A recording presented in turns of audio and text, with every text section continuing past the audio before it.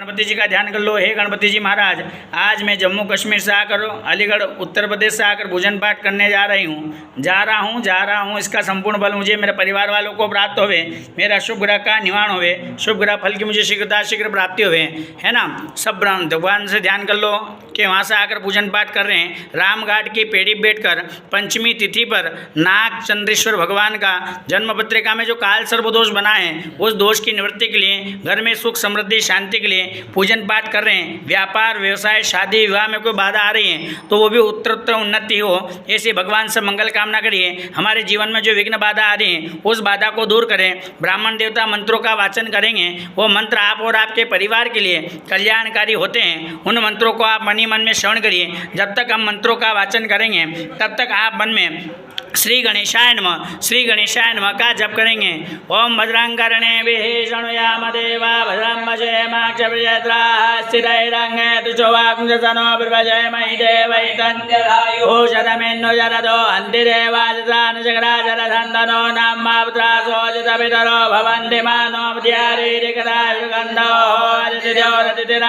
अदितिर्माता सपिता सपुत्र श्वे देवा अदितिः वञ्जयना अदितिजातमदितिजन्त्वा